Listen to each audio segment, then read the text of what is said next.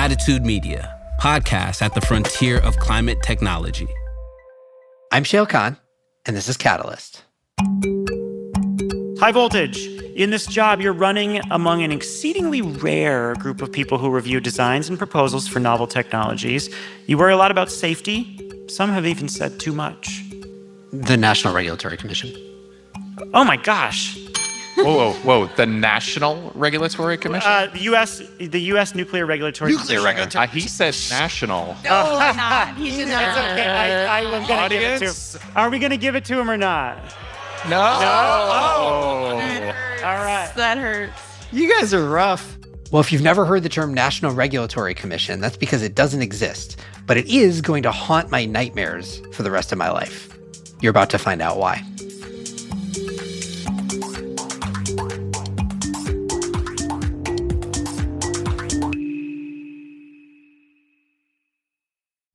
Let's face it, environmental news is often very depressing. That's why we focus on solutions on this podcast. But still, the climate crisis looms large. Rising temperatures, mounting pollution, environmental degradation, they're all warping the planet. And for a lot of species, including us, things don't always look so great. But the story doesn't end there. Every Friday, Living Planet, a show from Deutsche Welle, takes you behind the headlines to figure out what's happening and how we'll get through it. It'll also help you make better choices for a healthy planet and find space to reconnect with the beauty and wonder of the world around us. You can find Living Planet wherever you get your podcasts. I'm Shail Khan. I invest in revolutionary climate technologies at Energy Impact Partners. Welcome. Well, this one's a bit different from usual. Last week, I had the privilege of attending Prelude Ventures' annual meeting. And at that meeting, we did a live episode that's a crossover between this podcast and the Carbon Copy, the other podcast from Latitude Media, wherein we had a live decarbonization game show.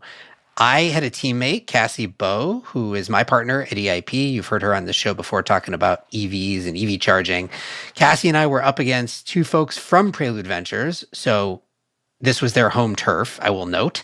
And Stephen Lacey, the host of the Carbon Copy and the executive editor of this podcast, put together a list of questions that none of us knew ahead of time, and we had to answer in real time. It was a lot of fun and at least a little bit informative. So Cassie and I against Matt Eggers and Carly Anderson from Prelude. I won't spoil you with the results, but take a listen, see how we did. Let's meet our contestants up here on the stage. So first up next to me is Shail Khan. He's the managing partner at Energy Impact Partners and host of Catalyst with Shail Khan. Shail is very well known to the folks in this room and to our listening audience. He has a very popular show on climate tech, but here's a fun fact that many of you may not know. He was once a child circus performer.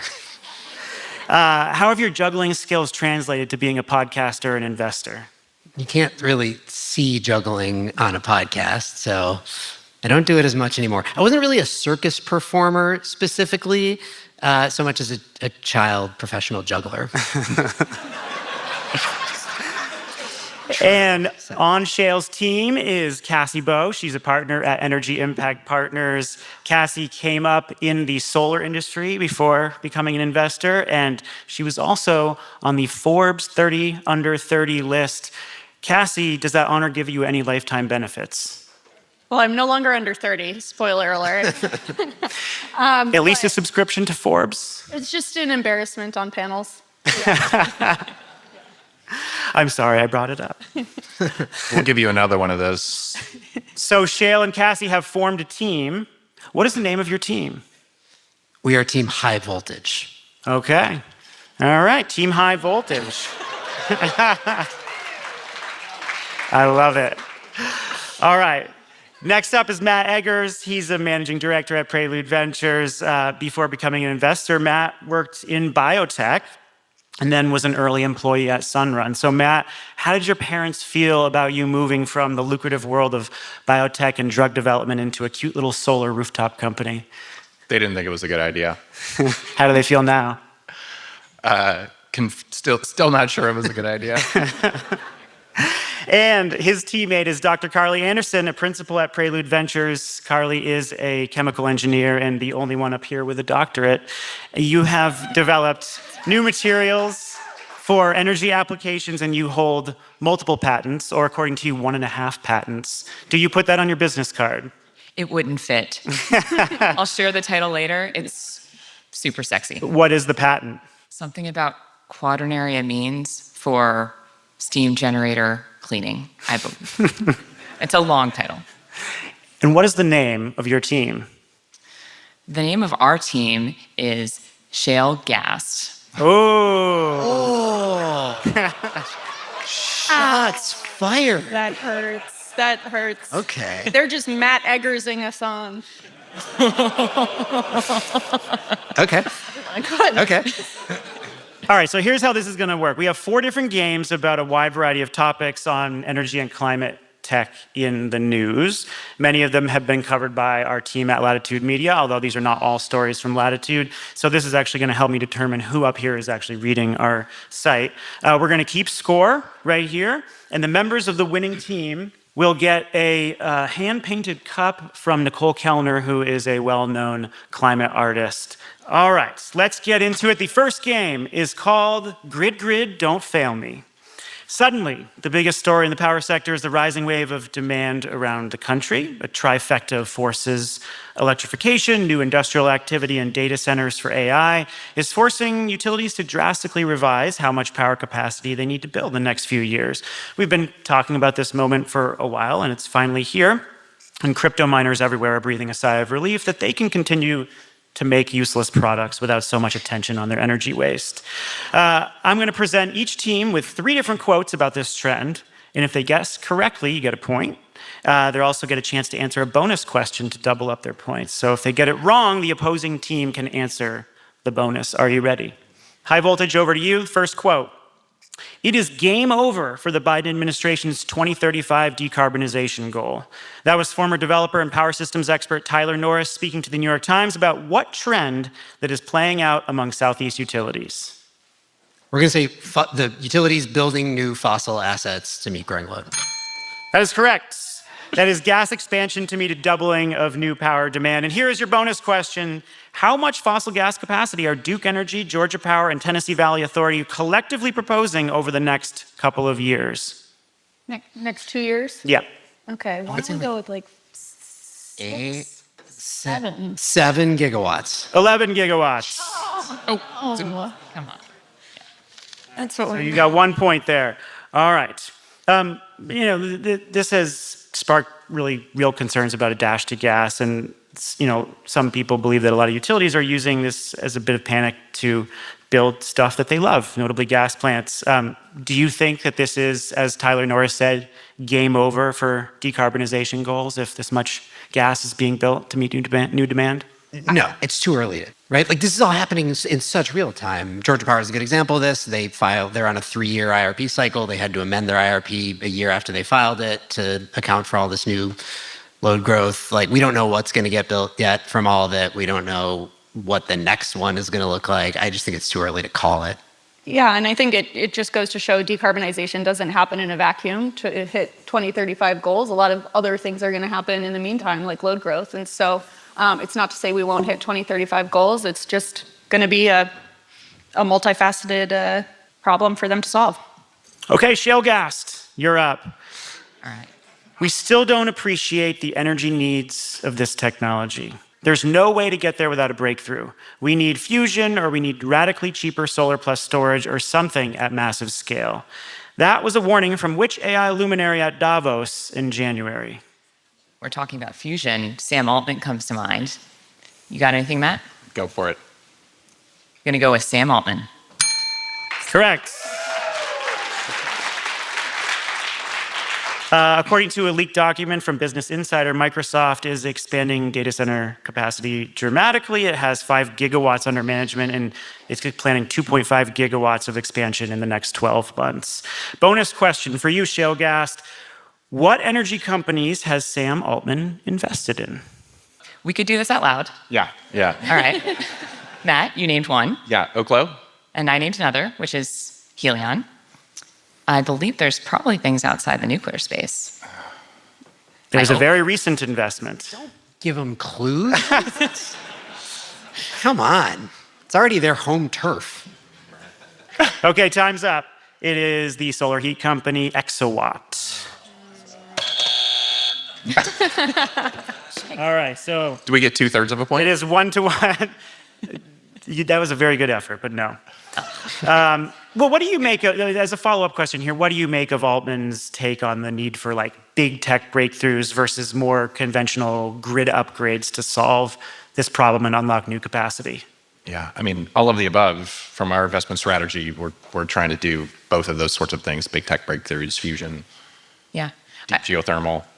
I love the thinking very far ahead. I also think, to what you were all saying, like plans are nothing, but planning is everything. And there needs to be a near term and a long term thought in both of those camps. High voltage, over to you. Quote, "It's the biggest wild card you have in the project development cycle."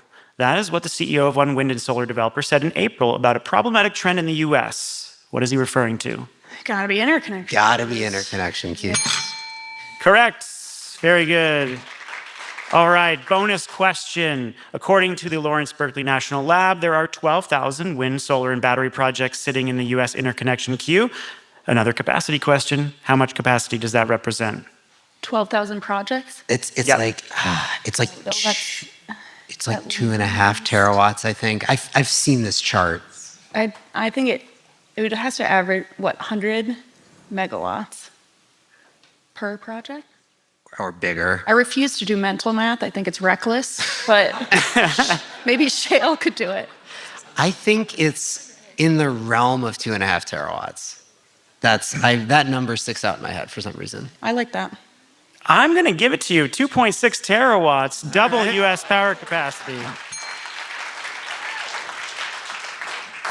2 points. I realize also I did not give you the opportunities to do follow-ups on the bonus questions, so I apologize for that, but we'll keep that rolling. If the team gets the bonus question wrong, the other team will be able to answer it going forward. All right, so what do y'all think? Like, what's the biggest threat to, the fact that utilities are not getting creative with like how to meet rising demand with clean resources, or the inability to get these resources on the grid in this queue? I'd probably go inability to get them on the grid. I think utilities have been remarkable at the ability to integrate clean resources. I think, we just got to be able to get more online, and there are some fundamental constraints to that within our existing grid. I totally agree. And I think you have cascading problems here, right? You've got the problem of the queues themselves and the amount of time that it takes to get through the queue, and the planning process that goes behind getting through the queue, and these like restudies that have to take place. And there's ways to redesign the interconnection process that can make that better. Then there's a physical constraint of delivery on the grid, and the fact that we just haven't been building the amount of transmission that you would need to deliver that power anyway. And so there's it's like a combination of structural, regulatory, and physical problems that all compress themselves into this crazy situation to get us to 2.6 terawatts in the queue. Yeah. This morning, I thought it was fascinating that there's this feeling that a ton of this is going to be gas, right? And we need to build it in the next 3, 4, 5, 6 years. But in Nat Bullard's slides this morning, even the portion of that 2.6 terawatts that's gas that's currently in the system was very, very small. So that's going to have to change or go much faster, or we're just not going to meet that load growth. Well, and the extreme regionality of the challenge is also really interesting. In some places, it's very easy to get things sited and permitted. In some places, it's very difficult. The things that are adding load to the grid vary so much across different ISOs. And getting things on the grid versus the utility. In some cases, the utility is the problem. In other places, it's very, very clearly, the challenge isn't actually connecting something. Carly and Matt, over to you. It will be a massive, massive miss if we don't work together to break these barriers down today. We need fast action to pursue a proactive investment strategy in available technologies that are here right now that you can deploy today. That was Vanessa Chan, Chief Commercial Officer at the Department of Energy, speaking about what set of solutions. It's wind and solar. I think we go wind and solar. Not transmission. No. You sure? All right, let's do it. Wind and solar. No. Wrong. It is. Wait, No, you you get to steal? You get this. Sure, we're not going to give you a point. You get to steal bonus question. That's okay. We don't need to steal. What is the answer? I think it's grid enhancing technologies. Correct. Okay, bonus question. Over to you, Shale Gast. How much grid capacity could reconductoring, dynamic line rating, and topology optimization unlock according to DOE? Can we give it as a percentage? No, capacity, no. I haven't read an article on this. I actually saw it in a list. I think, Stephen, you have one on your website, so I'm feeling very silly right now. 30 gigawatts. What do you think? Over or under? I'd go over. You go over. All right. Yeah. What do you think? I mean, we're thinking Georgia Power, that's 6.6 gigawatts right there, right? In between now and 2030. But that's not not forever. Reconductoring topology improvements and those This is sorts of true. things, right? It's how much capacity that grid infrastructure or grid improvements would give us. Yes. 50? Let's go 50. Okay. Well, you are in luck because it is a very wide range. It is 20 to 100 gigawatts, so you are right in the middle.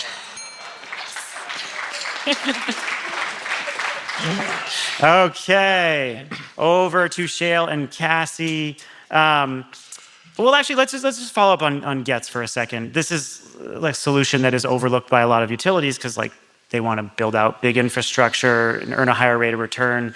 Where do y'all see GETS playing into meeting this new demand? Any thought on this particular set of technologies? Bullish, right? I mean, I think there's it's always difficult to get new technologies adopted in transmission and distribution in particular, even within a broadly slow-moving sector like electricity.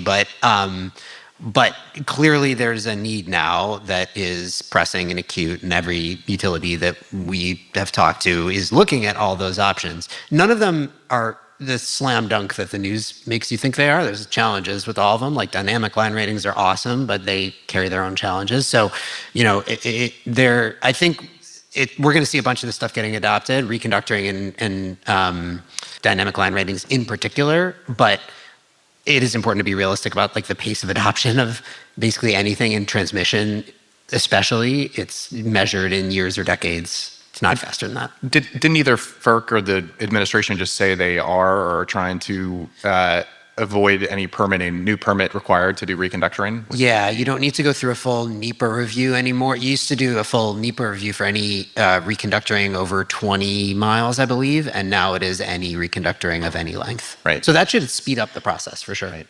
All right. So, high voltage. This quote comes from Microsoft's Hannah Green, speaking at our Transition AI conference last fall. It's an unlock. If their kids are showing them on their phones, it's an aha moment. That's her talking about a technology that many utility executives are trying to figure out, sometimes from their kids at home. Social meaning? No, it's got to be like ChatGPT, LLMs. Oh, I see. This was a year ago. When was this? Sorry, can you say the quote again? Yeah, last fall. Last fall. It's got to be LLMs. Yeah. Right. Social media has been around for What a little unlock while. is TikTok? It says from someone who doesn't have TikTok. I assume it's me. I feel very unlocked, and I don't have any TikTok. I think it's LLMs. I agree. Okay, we say LLMs. Yes. Correct. What is a softball question? 20 to 100 I think they lose a point for having gigawatts. to talk about that one. Somewhere between Audience? one and grid. All right, quiet down, Shale Gast. You'll get a good one next. Okay, bonus question. Our research team, Latitude Intelligence, just released a report on AI in the power sector. Name 3 current use cases for utilities in practice today. 3 current use cases of AI in the power sector Yeah, today. I'm going to be pretty flexible in your answer here. There's lots of different ways to answer it. So, Could be everything for utilities. yep, yeah, just- specifically utility deployments. Okay, I would say, siting and permitting in general. It's very broad. That's one good one. Sure. Load forecasting, Load forecasting. I think, is a good one. Yeah. Dispatching of assets. It's like trading optimization, you could say more broadly. Yeah, go I'm with going those. to give it to you. Those are all, yeah, good. I'm going to give Shale Gas a chance to add some more. If you want to add a few more, I'll give you a bonus point. Yeah, we didn't hear what they said, but we came up with Okay, We're too busy scheming over here. capacity planning, That's grid topology mapping. Yeah. Well, I've seen a lot of cool applications for, honestly, plugging into LLMs, apps for helping maintenance requests go in more smoothly, Yes. ordering replacement parts, all kinds of just operational streamlining products coming out, which is pretty That's interesting. a good one. Maybe Customer service dynamic stuff. line writing. Yeah. Yep. All the Indeed. customers facing things. Yep. Regulatory filings, document management, that Utility kind of quiz shows. smart meters, grid virtualization. There's a ton. What do you all think about AI as an investment category? I know you're all kind of evaluating it. Like, do you see it as a sole investment category or just an extension of what companies are already doing that you're evaluating and working with? I think we see it in a number of ways, but not in its own category largely. So we see our existing companies leveraging it to make their businesses more efficient. We see new companies who it's a fundamental of their product. And then, we obviously see huge implications to the grid for the build out of power to service it. So I don't see it being in a market map in a column for ourselves, for our EIP portfolio. Couldn't agree more. I think it's a research unlock. It's a productivity add-on. You could also do some very interesting things when you take it to the infrastructure level. That's something we're thinking about a lot. And I think everyone in this room has heard a lot about load growth and how much of that could come from basically the infrastructure running AI. So agree, all over the place.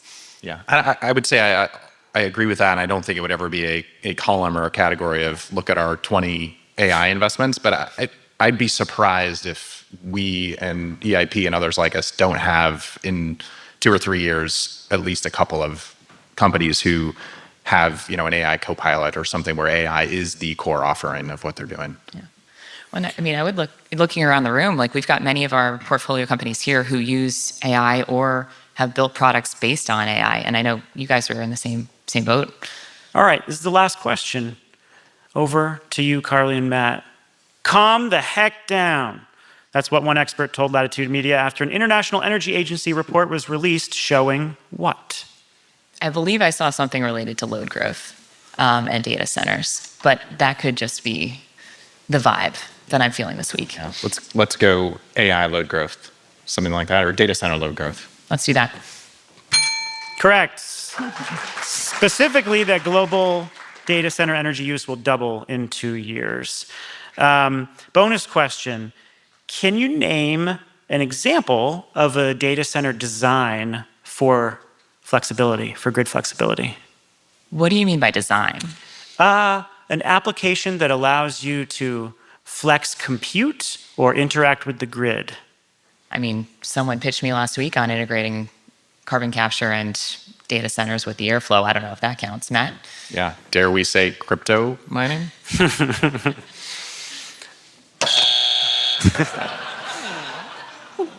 Do y'all want to take a stab at it? First of all, not to credit my opponent, but crypto mining is a good answer, actually.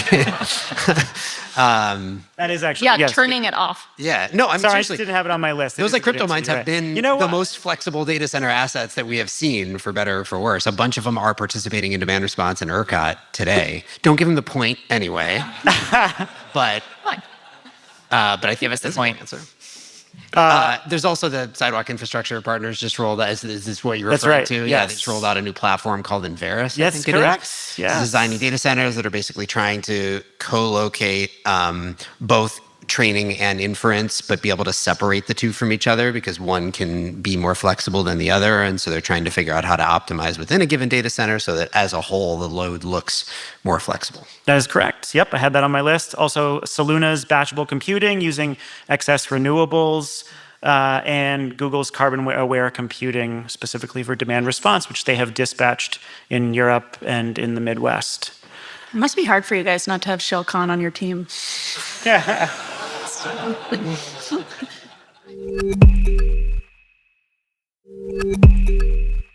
Okay, this next game is called Bluff the Investor. Members of our Latitude Media team have presented 2 fake stories and 1 real one, and each team will have to guess the real story. So, Shilgast, you are up. This is story number 1. I'm going to play you 3 different stories, and you have to guess the real story.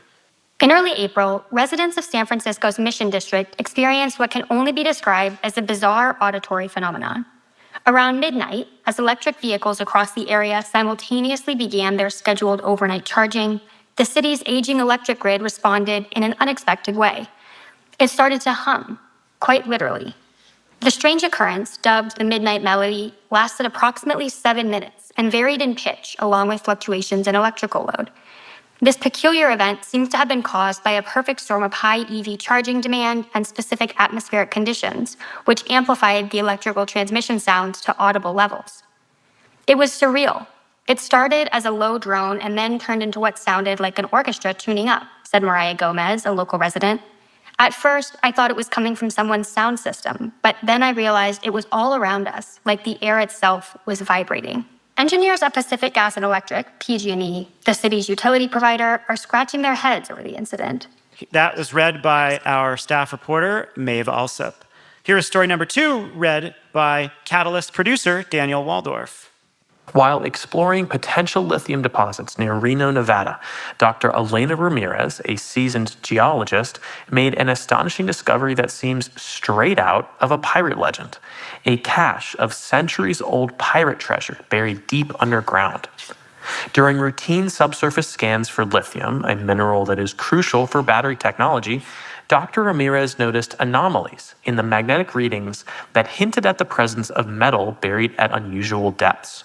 Suspecting an equipment error at first, further excavation revealed a buried wooden chest encrusted with rusted iron and filled with gold coins, jewelry, and gem-encrusted goblets.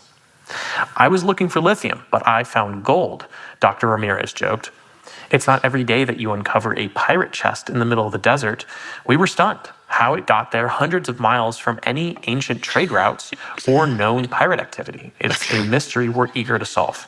Actually, that sounds more plausible to me than being able to hear anything in the Mission at midnight. Like, Nice. Okay, and here's... It was actually just a car alarm, I think, in the Mission going off, like 24 of them at a time.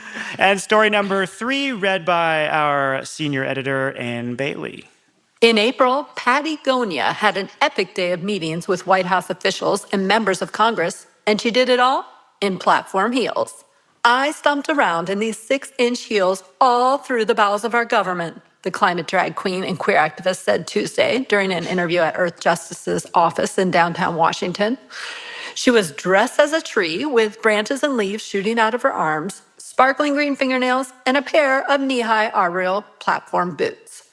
She was in town urging Biden administration officials and members of Congress to protect old-growth forests. Patty Gonia highlighted the need for scientifically backed forest management practices such as prescribed burns, a method long advocated by indigenous groups and ecological scientists.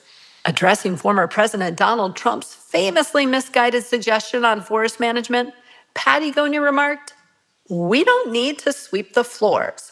Trump can come over and sweep my heels if he wants to." Okay. Is it? Story 1, a strange hum creating an EV midnight melody for PG&E. Story 2, a geologist's rare desert pirate treasure find. Or story 3, a drag activist promoting conservation on Capitol Hill. Having lived in the Mission District for 10 years, I think these all sound like true stories about the Mission District. But there's one true story, one correct? true story, yeah. There's one true story. You have to guess the true one. Yeah. We're going with Patty Gonia. Correct. Mission. Lobbyists, take note. That is how you get your message to lawmakers. Okay. Now, over to high voltage. The first story, again, comes from producer Daniel Waldorf. Congress is facing a daunting to-do list that includes fund the repair of the Key Bridge in Baltimore, decide what to do with a child tax credit expansion, reauthorize the Federal Aviation Administration, and finish work on a rail safety bill. But it's against this backdrop that the GOP-led House Rules Committee unveiled its schedule for upcoming legislation in mid-April. The schedule included markup of 6 bills: the Stop Unaffordable Dishwasher Standards Act, the Liberty in Laundry Act, the Affordable Air Conditioning Act, the Clothes Dryer Reliability Act, the Hands Off Our Home Appliances Act, and the Refrigerator Freedom Act. Republican House lawmakers were planning an appliance week to champion the bills. But just like Infrastructure Week under the Trump administration, it was delayed. In response, Representative Don Beyer of Virginia wrote via social media in reference to the list of bills, quote, "This is real. This is actually what Republicans are preparing to spend next week on in the House. Really." End quote. No word yet on when Appliance Week will be rescheduled. Okay, here's our second story, read by Maeve Alsop. During a seemingly ordinary review of regulatory filings at the Federal Energy Regulatory Commission, Sarah Jennings, a sharp-eyed staffer, stumbled upon something extraordinary. While scrutinizing proposals for a new power plant in rural Montana, Jennings discovered blueprints that revealed a long-forgotten Cold War missile silo repurposed as a clandestine bowling alley. The blueprints, initially submitted as part of a standard site assessment for energy development, detailed not only the missile silo's military specifications, but also modifications that transformed it into a 10-pin bowling venue during the 1960s. "I had to double-check to make sure I wasn't seeing things," Jennings remarked. "You expect to find underground cables in these filings, not underground bowling lanes." Historians were equally astonished by Jennings's find. The missile silo, constructed in the 1950s as part of America's strategic defenses, was covertly converted into a recreational facility where military personnel could unwind. For Jennings, what started as a routine document review has rolled into an unexpected historical adventure, proving that even energy regulatory work can strike historical gold. Okay, and here is our final story from Ann Bailey. A posse of conservative leaders, from ranch owners to country music icons, have saddled up as geothermal gauchos to champion President Joe Biden's push for geothermal energy. Sporting cowboy hats equipped with miniature geothermal models, the spirited group announced their support in a ranch-style gala, advocating for tapping into the Earth's natural heat as a clean energy solution. "Partner, it's time we drill down. Not just for oil, but for the heat beneath our boots," announced Hank Hot Rock Cassidy, a legendary rodeo star turned renewable energy enthusiast and spokesperson for the Gauchos. The Gauchos demonstrated their commitment with a symbolic drill dance, a choreographed routine that mimics the drilling process, intended to dig deeper into public awareness about geothermal power. They promised more awareness events, aiming to keep the geothermal dialogue as lively and enduring as a campfire sing-along. Okay, is it story number 1, the GOP's push for liberty in laundry? Story number 2, a FERC staffer's discovery of an underground Cold War-era bowling alley? Or story 3, a unique geothermal advocacy group called the Geothermal Gauchos? I love the geothermal gauchos. Yeah, we got it. Idea. Also, I want to commend Ann Bailey on her impression of a geothermal gaucho, but it's number 1. Yeah. Even though it did sound like Sarah Jennings in number 2 really did her research. Yes, on that bowling alley. We're going to go with 1. Correct. Correct. Anybody in the audience want to do a geothermal dance? It's called the drill. Let's see it. A drill down. You I get think a mug. the folks at Quays are going to do that tonight at the party. So You got to get Okay. really deep in that one. yes, exactly. Okay. Sorry, Carlos. Wah, wah.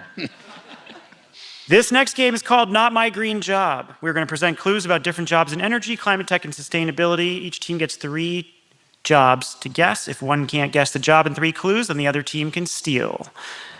Number 1, high voltage. Some of the challenges this job has to deal with include bees' nests, frogs, copper thieves, and vandals armed with ground meat. This profession is currently responsible. Do you want to try a guess, or do you want me to keep going? Well, it was Not at all. This profession is currently responsible for over 192,000 machines in the U.S. NREL estimates we'll need 28 million more by 2030. I was going to go with EV charger maintenance, but then the ground meat really. No, I think you're right that it's EV. I don't understand the ground meat bit, but Okay, let's think it through. Why would you have 192,000 ground what else? meat No. near an EV charger? Dog. Dog Dogs? charging at the charger. Yeah, I don't know. Okay. But 190,000. Let me give you the final versus proof. like 28 million needed. Yeah, we That's like need clearly got to be. This job works on machines that are notoriously finicky. A 2023 survey of users found that over 20% have run into problems trying to get them to work. All right. Yeah, EV chargers for sure. EV charger technician. Correct. Can you explain the meat thing? In Germany, vandals went around sticking ground chicken or ground pork into the charging ports. In Germany. Yes. Why? I don't know. It is still a mystery to this day. What about the frogs? Probably just gets it. You deal with frogs. You don't deal with frogs? Yeah, frogs, chargers. Other than Marin, I feel like all the time. Probably. All right, shale gas. By 2030, the U.S. will face a labor gap of 130,000 full-time employees in this profession.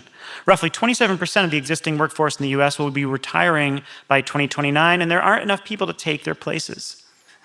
Can you keep going? This job is essential to the supply chains for transmission lines, lithium-ion batteries, wind turbines, and carbon dioxide removal. A day in the life of this job involves things like sampling, permitting, and a lot of walking. Newcomers to this rather active profession would be wise to bring sun protection, bug spray, or blister pads for their boots. So now we're thinking geologist or surveyor. Surveyor. I like that. Yeah, I forgot the first part. What was the number? 130,000? 140? It's a lot. Yes, 130,000. I like the surveyor answer, although it seems a little overly specific, but It's a lot. That would be All a right. lot of surveyors. walking. Okay, time to make your guess. Yes, they're called Surveyors. You had it right. It was geologists. Oh, I forgot. You were allowed to steal. Sorry. Geologist. Okay. The geologist shortage is a major problem for all kinds of climate tech that rely on mining, of course. Batteries, need critical minerals, and transmission needs a lot of copper. Wind turbines need rare earth elements. And the IEA estimates that hitting net zero globally will require 6 times more critical minerals that are in use today. And we have a massive upcoming shortage of geologists. Mystery job number 3, high voltage. Some of the tools of this job are 3D modeling, heat and material balance, process flow diagrams, and piping and instrumentation diagrams. In this job, you could theoretically work from anywhere in the world, but few locations you're more likely to work are Texas, Iceland, and Zurich. Geothermal. Something. It's a drilling engineer, probably. Okay. Well, but Or is there more? You're likely to work alongside professionals from a variety of specialized fields like chemical engineering, material science, and electrical engineers. And you'll have to work with technologies like novel sorbents, advanced membranes, and specialized catalysts. It's like a carbon capture engineer or something. in Iceland, they don't have any carbon. They have geothermal and they have direct air capture. They do. Yeah. In Iceland. And in Texas is all the point source capture. I think it's like something like a carbon capture engineer. I don't know that that's actually a job. All right. An engineer at a DAC facility. Oh, a DAC. Okay. I could see Carly really wanted to answer that one. Getting really excited. I saw about Carly that, getting yeah. animated, so I knew what it was, kind of. Okay, shale gas. This profession installed 3.6 million devices in the US last year, but it has millions more to go. The EU estimates that it needs 500,000 of these skilled workers to hit installation targets by 2030. And in this job, you might need to work alongside plumbers, pipe fitters, and electricians. 3.6. Wait, this is not for us. Oh, sorry. I thought it was a bonus. Is that it or more? That's it, yes, those are the 3. Well, I'd say heat pump installer is encompassed by HVAC. We can stop whispering, I guess. Yeah, Well, yeah. I don't know how we keep whispering. Well, we're between heat pump installer or HVAC technician. Yeah. And Matt, I'm going to let you pull the trigger. Let's go broad. HVAC. Correct. We are lumping both heat pump installers and HVAC contractors together in this, so you were double right. Nice work. Double right, but 1 point. Yes, exactly. Yeah. 1 point. For the Just to be second year in a clear. row, heat pumps outsold gas furnaces in the U.S. in 2023 by a significant margin of 21%. But the U.S. still needs to roughly triple its rate of installation in the next few years to reach all 140 million households by 2050, according to Rewiring America. And of course, one of the biggest barriers is finding those contractors. High voltage. In this job, you're running among an exceedingly rare group of people who review designs and proposals for novel technologies. You worry a lot about safety. Some have even said too much. The National Regulatory Commission. Oh my gosh. Whoa. The National Regulatory Commission? The U.S. Nuclear Regulatory Commission. He said national. No, not. He did not. It's okay. I was going to give it to him. Are we going to give it to him or not? No. All right. That hurts. You guys are rough. I don't know any national regulatory. I'm sorry. Our answer is we get to steal, right? Yes. The all together now, Nuclear Regulatory Commission. There you go. You got a point. So bad. All right. This is the last job here. Okay, Matt and Carly. This profession's been around for a while, but it had its big break in November of 2022. In this job, you're likely to work alongside researchers, data scientists, software engineers, robotics engineers, and user experience designers. This profession requires expertise in math. In climate, it's a job that ends up dealing with problems like wildfire management, optimizing transmission, and satellite imagery. AI engineer? What do you think? Correct. Yep. All right. This is our final game. It's lightning fill in the blank. It's time for you to complete the sentence. I'm going to give you 5 stories or trends, and you're going to complete them as quickly as you can. Matt and Carly, over to you. In March, Georgia Power reached a preliminary agreement with state regulators to approve 1,400 megawatts of what? Nuclear? Nuclear. Fossil gas capacity. Ooh. What company filed comments disagreeing with Georgia Power's approach to procuring fossil generation for data centers and saying the utility was not being transparent in how it evaluated renewables?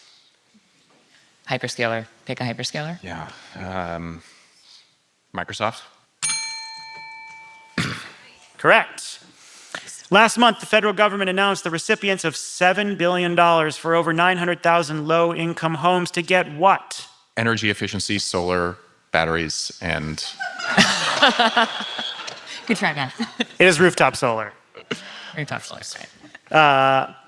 Climeworks recently began offering what to the corporate purchasers of carbon removal that are tired of dealing with multiple different carbon removal sellers? Portfolio. A portfolio. Bundle of credits. I'll give you that. Yeah, Multiple carbon removal packages, PPAs for carbon. Great. Are we giving it to them? What do you think? Yeah. All right. Generous when they don't get it. Yeah.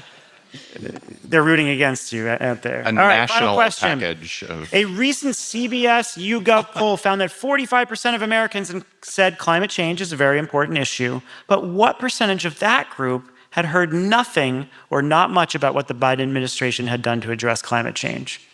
I want to say like 5, but I don't think that's the answer. I bet it's like half. 50%. It's 49%. I'm going to give it to you. That's alarming. I wanted to ask John Podesta about that today. I mean, this administration has a lot of work to do to continue talking about these successes that are fairly obvious to the people in this room. Okay. The Department of Energy issued a new rule aimed to cut down the time it takes to what? This is for us now? Yep. Get interconnected. Get interconnected to the grid. Oh, I'm sorry. Wait. No. It's not. It's build new trends. Permitted transmission line. It's reconductoring. Down from an average of 4 years down to 2 years. Enable further interconnection. Yeah. Yeah. On Tesla's Q1 disappointing earnings call, Elon Musk said the company was what or where? Oh, what? What or where? He said on the last earnings call, he said they were between what? 2 waves of demand, but that's okay. Oh. I'll give it to you. Between 2 waves of demand. Between 2 waves, yes. I remember because I was thinking it was like between 2 ferns, but for EV sales. Tesla stock experienced a boost last week when Elon announced that the company would focus on delivering what as soon as late this year? A cheaper EV model. Last week, Hitachi Energy announced plans to invest $1.5 billion in increased manufacturing capacity for what? Transformers. Correct. The goal is to shrink the lead time for Transformers down to 2 years, an average of 2 years. Okay, final question. After getting pushback from industry, when the Securities and Exchange Commission announced its new climate disclosure rule last month, it left out what key provision? Scope 3. Cassie agrees. Correct. Very good. That was excellent. This is Emissions Impossible. Let's give it up for our panelists, Shayle Kann, Cassie Bowe, Carly Anderson, and Matt Eggers.